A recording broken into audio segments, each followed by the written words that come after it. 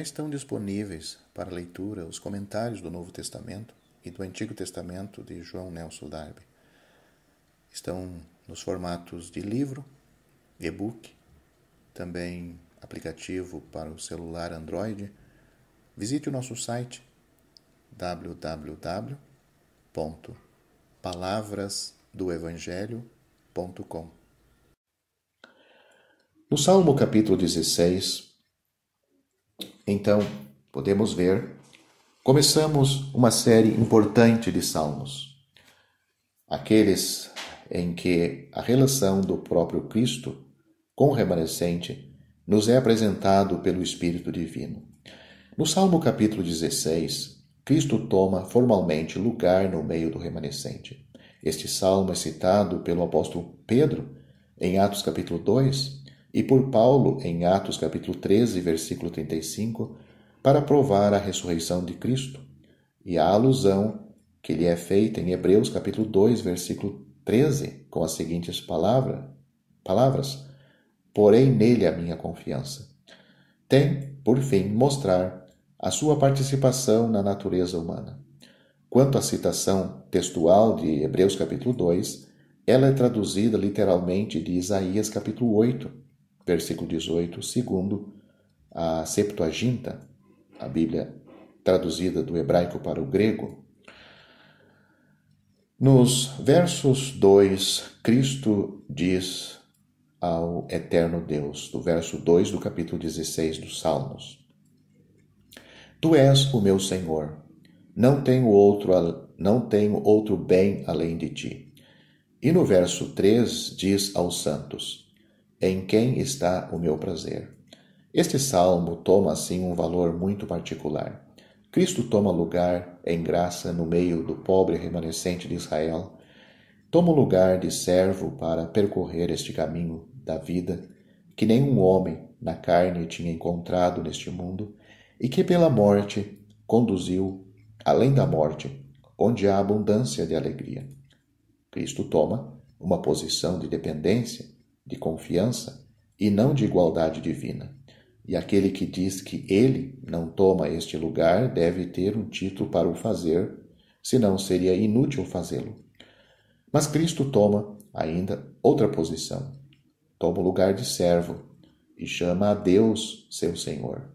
Porém, isto ainda não é tudo.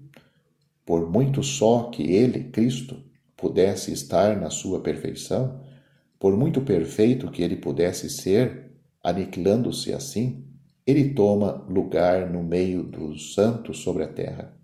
E não toma este lugar somente de fato, mas também com mais completa afeição. Tem neles todo o seu prazer. Regozija-se de os chamar os ilustres da terra.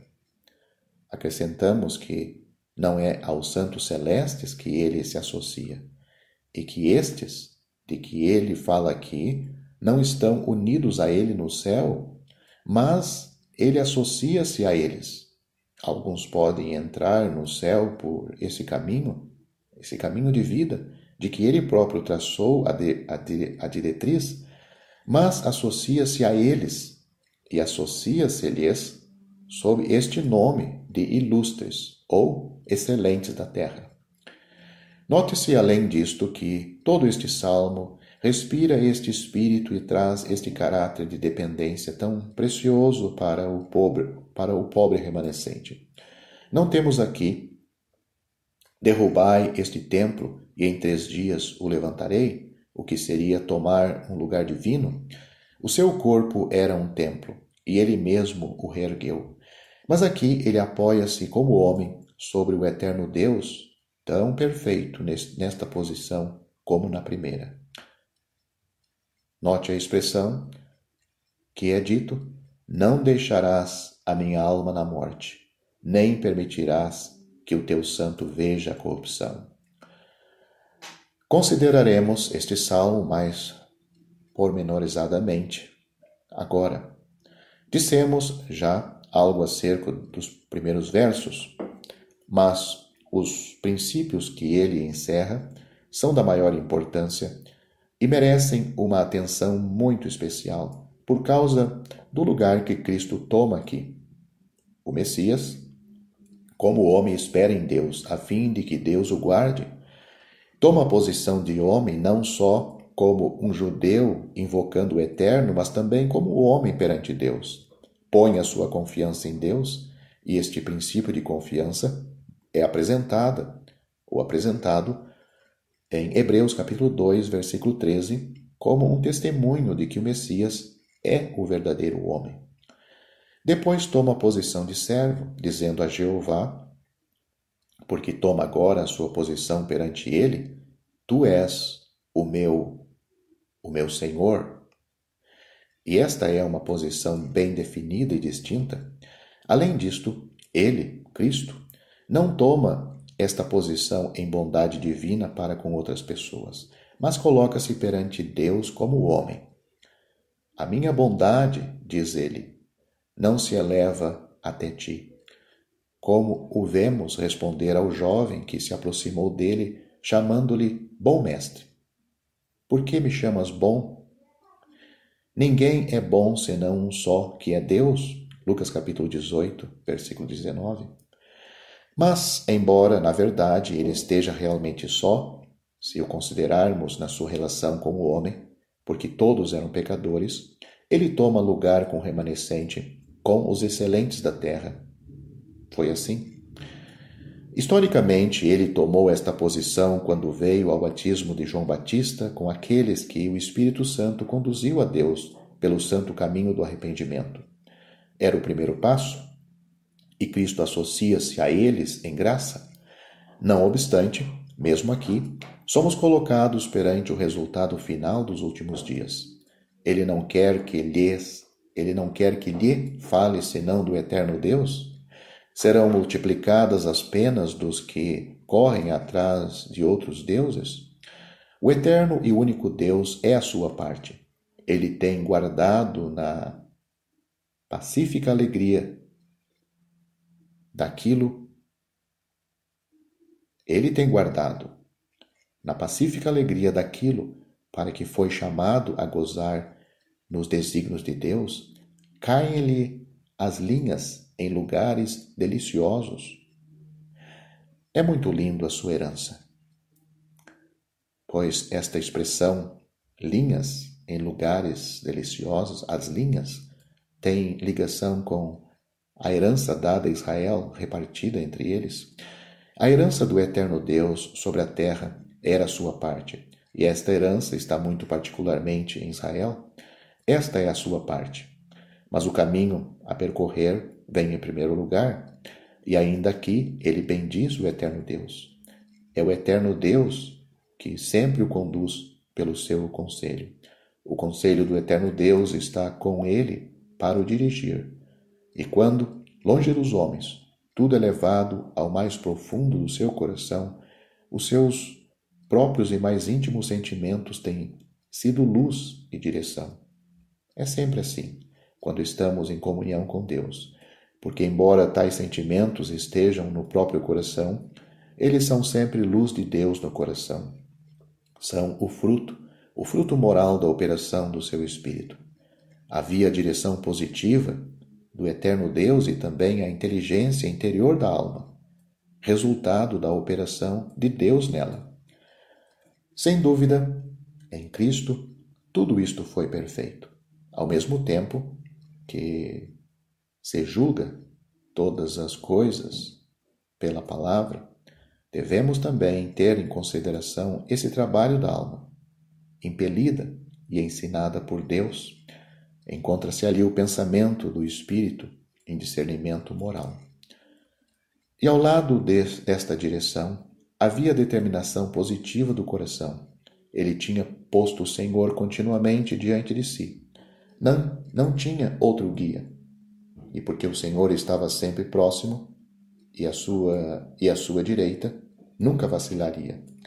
Não se tratava de depender de si mesmo, mas sim a confiança no Senhor, e verdadeiramente o caminho da vida, embora ainda não manifestado em poder visível. Compare esta verdade com Romanos capítulo 1, versículo 4. É por isso que ele, Cristo, se regozijará sempre através de tudo e passará pela morte com uma fé sem nuvens. A sua carne repousará segura. Como o homem, não teme a morte. O eterno Deus, em quem tem confiado, não deixará a sua alma na morte, nem permitirá que o seu santo veja a corrupção. O seu corpo, a alma e o corpo, embora indo respectivamente lá onde vão os espíritos dos mortos e onde os seus corpos sofrem a corrupção, não serão, nem uma deixada na morte, nem o outro esperado pela corrupção. Jeová lhe mostrará o caminho da vida por meio da morte, mas além da morte. E de que maneira abençoada o fez? Este caminho da vida conduzia à alegria mais gloriosa do que a bênção de Israel no meio do qual ele tinha vindo habitar. E ali, sem dúvida, os excelentes da terra não podiam segui-lo. Conforme ele mesmo disse no Evangelho, registrado no Evangelho de João, capítulo 13, versículo 33 e versículo 36, e no capítulo 21, versículo 19. É preciso, em primeiro lugar, que ele seque as águas do Jordão para eles e que lhes abra também o caminho, depois de ele próprio por lá ter passado. Porque este caminho, depois de ter conduzido através da morte, deve conduzir, se ele for realmente o caminho da vida, ao que está para além da morte. A presença daquele cuja face é uma plena alegria, e onde há, à sua mão direita, delícias perpetuamente. Tais são não só a bem-aventurada saída, mas também os benditos resultados do caminho do Senhor através deste mundo, onde ele veio tomar lugar no meio dos santos, e onde, na confiança no eterno Deus, em cujas mãos entregou o seu Espírito, seguiu o caminho que devia conduzir através da morte e que reencontrou em ressurreição para entrar como homem ao pé daquele cuja presença a plenitude de alegria. O espírito de santidade caracteriza a vida do Filho unigênito de Deus de uma ponta a outra. Ele foi declarado tal em poder pela ressurreição, mas, sendo homem, foi elevado e entrou na presença de Deus com quem tinha andado sempre. A vida de santidade e de confiança encontra ali a sua perfeita alegria. Ele é o nosso precursor. Deus seja bendito e louvado seja o precioso nome daquele que percorreu este caminho. Vamos nos deter por mais um momento aqui para considerarmos a relação de tudo isto com outras escrituras, às quais já fizemos parcialmente referência. Chegaremos assim a compreender melhor a verdadeira posição de Cristo no meio de Israel e a diferença que há entre as relações de Israel e as da Igreja com ele.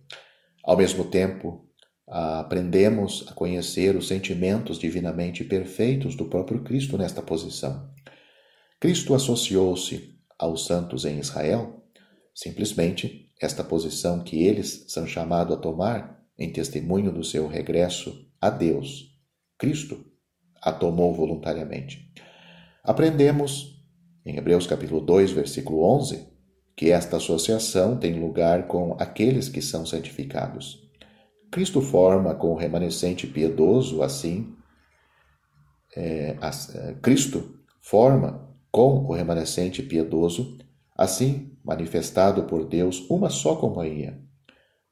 Não se envergonha de os chamar irmãos, tendo-se encarregado da sua causa, sendo, em consequência, feito homem, feito carne e sangue, porque os filhos que Deus lhe tinha dado participavam da carne e do sangue.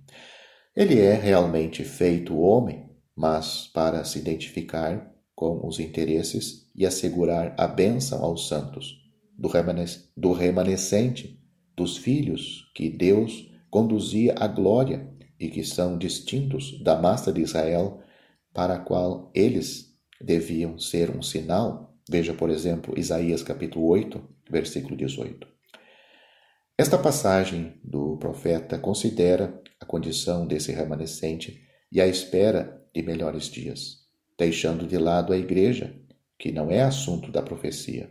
A palavra de Deus passa aqui, como faz frequentemente em outros lugares, da relação pessoal de Cristo com os santos em Israel, a posição e a parte desse santo nos últimos dias.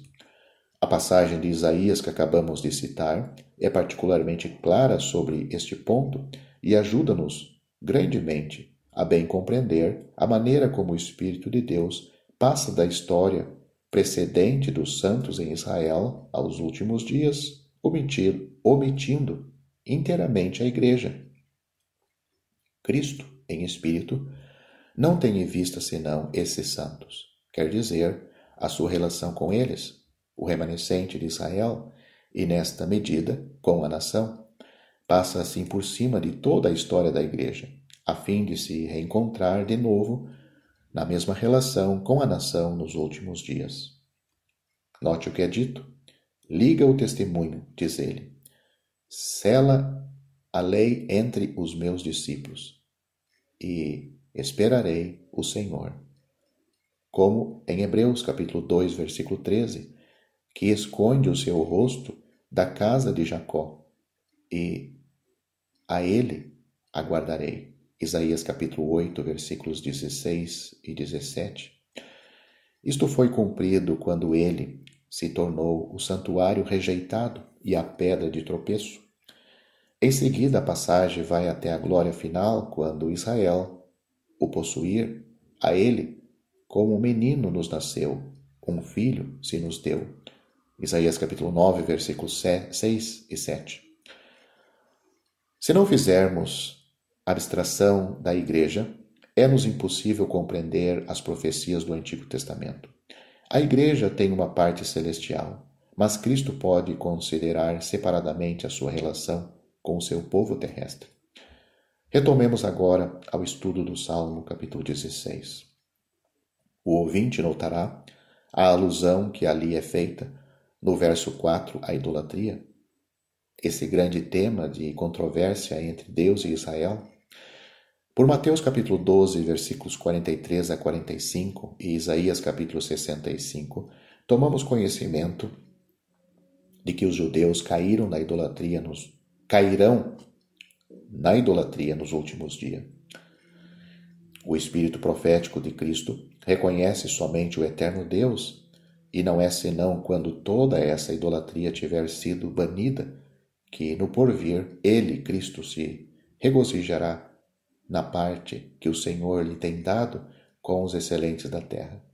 A certeza desta esperança está ligada à ressurreição, que é a condição necessária para o seu cumprimento, e que o favor do eterno Deus assegura ao seu ungido, que não sofrerá no seu santo caminho a corrupção. É por isso que o apóstolo faz referência às santas e fiéis promessas feitas a Davi em Atos capítulo 13, versículo 34, isto é, ao cumprimento de todas as promessas de Deus a Israel, como prova de que Cristo havia de ressuscitar de entre os mortos, para nunca ver a corrupção. Excluindo a sua morte, nada pode ser mais belo do que a expressão dos sentimentos do Senhor, que nos são revelados nesse salmo, onde ele mesmo expressa a posição que tomou e que tomou com os santos. O eterno Deus é a sua porção. Como isto é verdade? Quem tinha ele ao seu lado senão o eterno Deus? No entanto, teve também o seu prazer nos santos. Não vemos que ele teve prazer nos seus discípulos?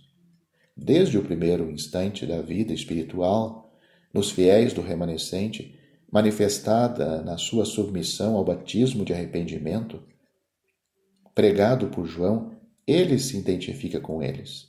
Ele que não tinha necessidade nenhuma de arrependimento. E assim, como um homem fiel, um verdadeiro israelita, põe sempre diante de si o eterno Deus. Mesmo na morte, Cristo confia-se a Deus para a ressurreição. Caminho da vida traçado da morte, caminho que ele abriu para nós, e lá ele o sabe. O eterno Deus A presença de seu Pai é a plenitude da alegria. A sua mão direita há delícias perpetuamente. É a alegria mais sublime, a própria alegria da alma e do Espírito de Cristo. Não a glória, mas sim a presença de Deus.